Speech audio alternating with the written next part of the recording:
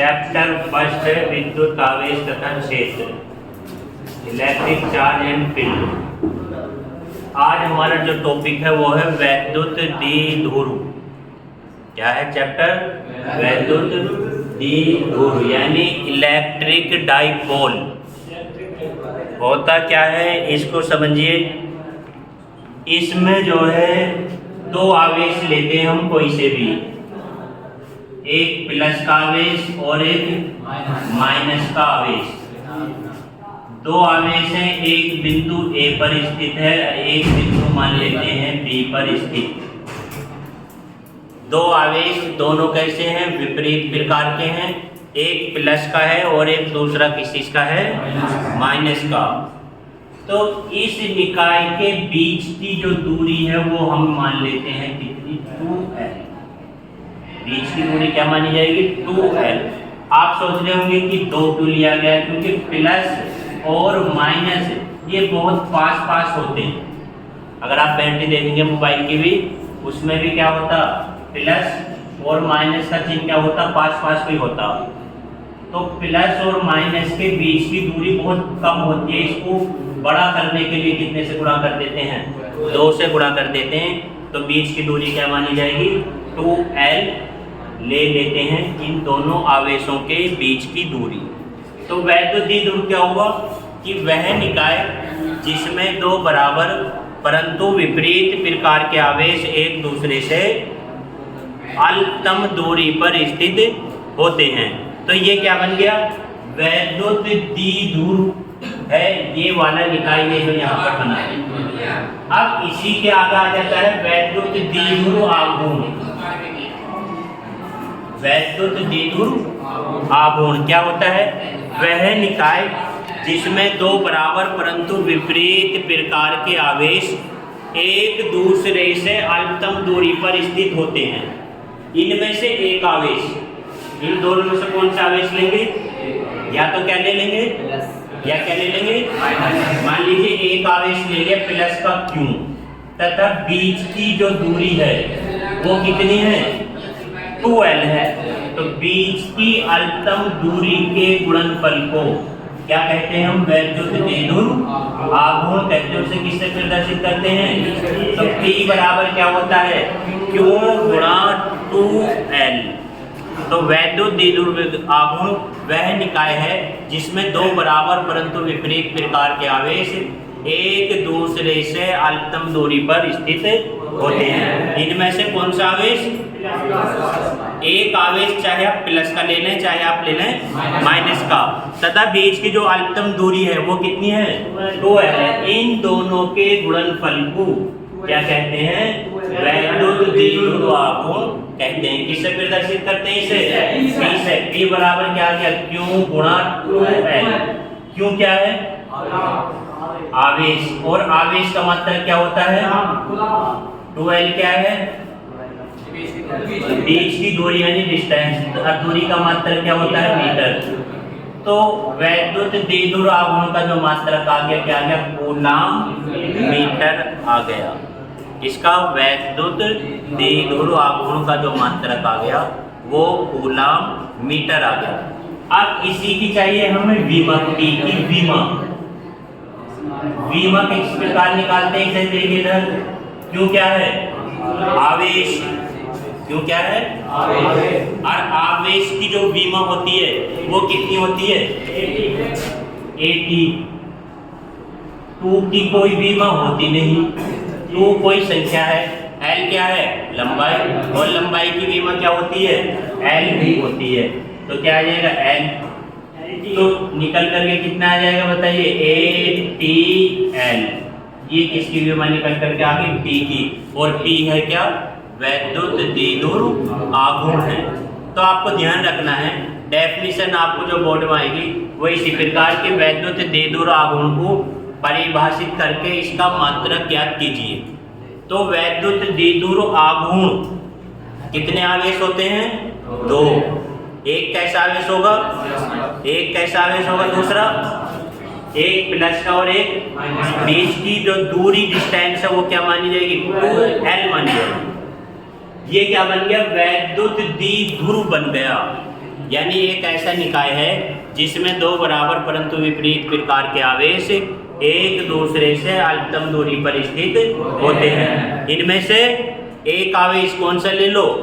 Plus वाला। Plus का क्यों? बीच की दूरी कितनी है? इन दोनों का गुणनफल क्या कहलाएगा? विद्युत द्विध्रुव आघूर्ण, यानी P बराबर क्या है? क्यों गुणा 12। अब इसका मात्रक यहीं से ध्यान रखना, क्यों है आवेश, और आवेश का जो मात्रक होता है क्या होता है? वो कूलम्ब। और जो दूरी है डिस्टेंस, उसका मात्रक क्या होता है? मीटर। तो क्या निकल के आ जाएगा?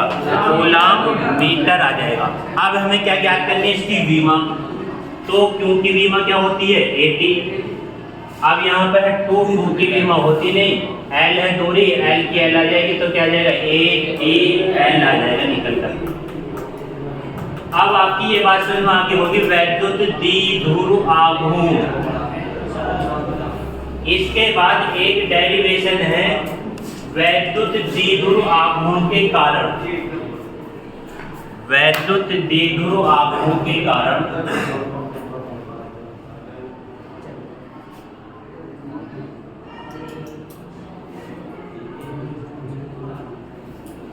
आघूर्ण के कारण अक्षीय स्थिति में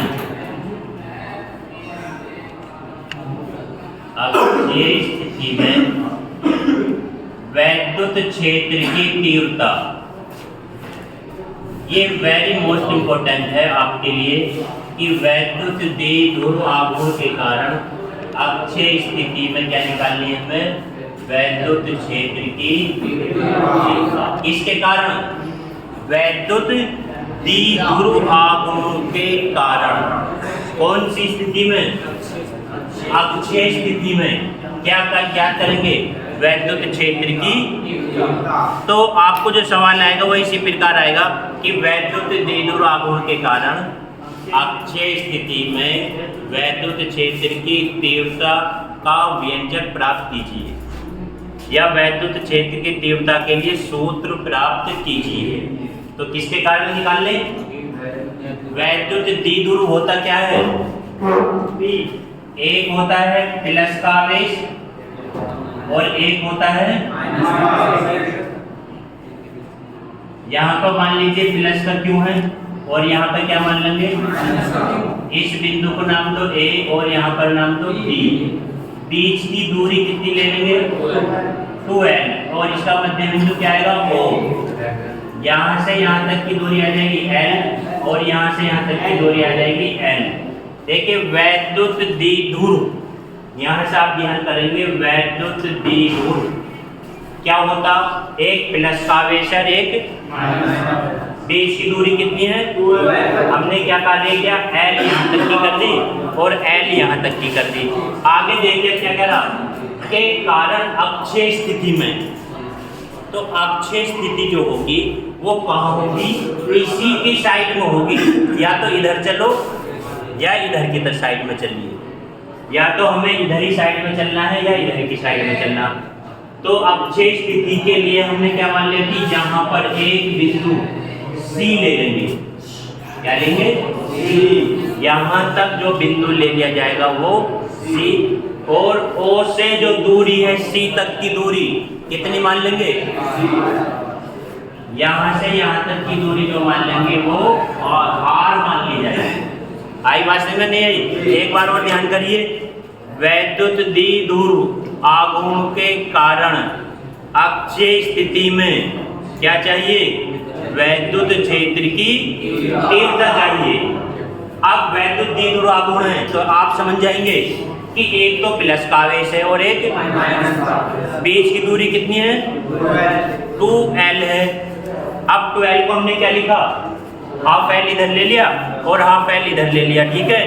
अब इसके मध्य बिंदु O से R दूरी पर एक बिंदु लेना है C, जहां पर हमें क्या ज्ञात करनी है? वैद्युत क्षेत्र की तीव्रता हमें ज्ञात करनी है। आगे बात समझ नहीं? क्या लिखा जाएगा? माना बिंदु O पर,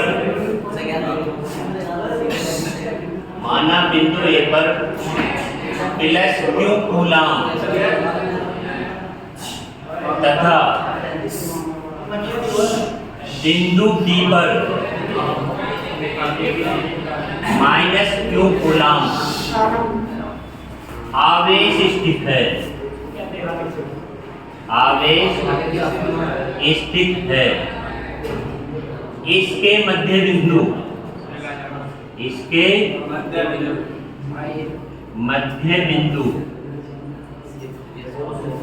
O से स्मॉल r दूरी पर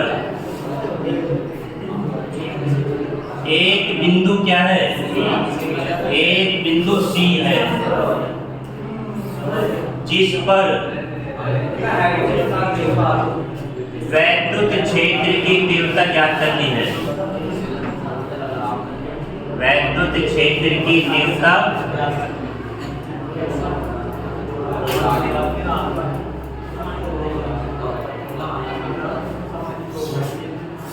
तो आपको लेना है माइनस क्यू के कारण वैद्युत क्षेत्र की तीव्रता। तो जब माइनस क्यू से निकालेंगे इस वाले बिंदु से यहाँ से, तो यहाँ से यहाँ तक की डिस्टेंस चाहिए हमें। तो यहाँ से B से C तक की जो डिस्टेंस होगी वो कितनी आ जाएगी? R में से L को घटा देंगे। R में से L को क्या करेंगे?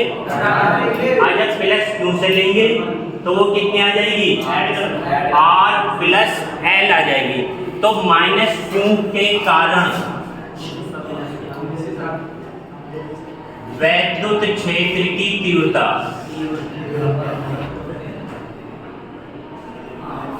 बोलिए फॉर्मूला E के लिए क्या फॉर्मूला आ जाएगा? E1 बराबर 1/4 पाई एप्सिलॉन नॉट Q बटे R माइनस L की होल घात 2 आ जाएगी। क्या आ जाएगा? R माइनस L की होल घात 2। किसके कारण ले रहे हैं? माइनस Q के कारण वैद्युत क्षेत्र की तीव्रता क्या मानी जाएगी? E1 और E1 बराबर क्या आ जाएगा? 1/4 पाई एप्सिलॉन नॉट Q बटे R माइनस L की होल घात। अब किसके कारण लेंगे? प्लस Q के कारण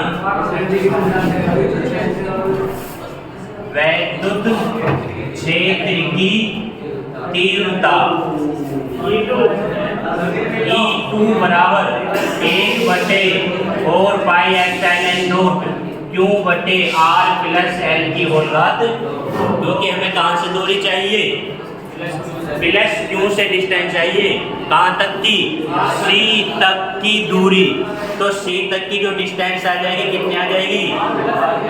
R प्लस L आ जाएगी। बिंदु B से कितनी आ जाएगी? C तक की दूरी R माइनस L आ जाएगी। कितनी आ जाएगी? R minus L। और बिंदु A से C तक की जो दूरी आ जाएगी कितनी आ जाएगी? R प्लस L आ जाएगी। बात समझ में नहीं आई? एक बार और ध्यान करिए। माइनस Q के कारण वैद्युत क्षेत्र की तीव्रता क्या मानी? E1 बराबर क्या आएगा? 1/4 पाई एप्सिलॉन नॉट Q बटे क्या आ जाएगा? R माइनस L की होल घात 2 प्लस Q के कारण वैद्युत क्षेत्र की तीव्रता E2 बराबर क्या आएगा? 1/4 पाई एप्सिलॉन नॉट Q बटे कितना आ जाएगा? R प्लस L की होल घात। अब हमें क्या चाहिए? परिणामी वैद्युत क्षेत्र की तीव्रता E बराबर आ जाएगा E1 माइनस का E2 आएगा। क्या आएगा? E1 माइनस का E2 आ जाएगा। अब E1 का मान बताइए कितना है? 1/4 पाई एप्सिलॉन नॉट Q बटे R माइनस L की होल घात 2। E2 का मान क्या है? 1/4 पाई एप्सिलॉन नॉट Q बटे R प्लस L की होल घात 2 आ गया। अब इन दोनों में से कॉमन ले लीजिए। क्या लेंगे? कॉमन। और कॉमन क्या आएगा? E बराबर 1/4 पाई एप्सिलॉन नॉट। क्यों आ गया कॉमन ऊपर से? क्योंकि क्यों भी ऊपर कॉमन है और यहाँ भी 1/4 पाई एप्सिलॉन नॉट भी कॉमन है। अब यहाँ क्या बचेगा बताइए, 1/r माइनस एल की होल घात 2 माइनस 1/r प्लस एल की होल घात। अब इसे हल करना है, दोनों का एलसीएम लीजिए, कितना इसका एलसीएम आ जाएगा बताइए।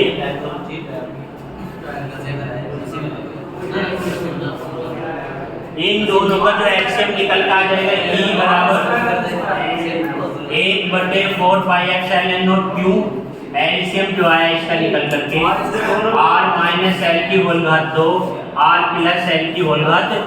अब r प्लस एल किस में गुणा करेगा, 1 में गुणा करेगा, और r माइनस एल किस में गुणा करेगा, तो कितना आ जाएगा r प्लस एल की होल घात 2 r माइनस एल की होल घात 2 आ गया। अब इसका a प्लस बी की होल घात 2 का फॉर्मूला होता, a प्लस बी की होल घात 2 क्या होता, a square plus b square plus का 2ab होता। अब a की जगह क्या है, यहाँ पर r है, और b की जगह पर क्या है, l है, तो a प्लस बी की होल घात 2 का फॉर्मूला खोलना है, तो E बराबर 1/4 पाई एप्सिलॉन नॉट क्यू, यहाँ आएगा r square plus l square plus 2r minus, यहाँ फॉर्मूला खोलेंगे r square plus l square minus का 2rl बटे, एक बार माइनस का है और एक बार, तो ये बन जाएगा दो वर्गों के अंतर का formula, r square minus l square की होल घात 2। E बराबर 1/4 पाई एप्सिलॉन नॉट क्यू, यहाँ से सूत्र खुला हुआ है ये r square plus l square plus 2rl। अब यहाँ जो हम गुणा करेंगे किससे करेंगे, माइनस से गुणा कर दीजिए, तो क्या आ जाएगा, माइनस का r स्क्वायर माइनस का l स्क्वायर प्लस क्या आ जाएगा 2rl, नीचे क्या है r square minus l square की होल घात 2, r स्क्वायर से l स्क्वायर से, तो E बराबर 1/4 पाई एप्सिलॉन नॉट क्यों गुणा 2rl और 2rl हो जाएंगे 4rl बटे r square minus l square की होल घात 2।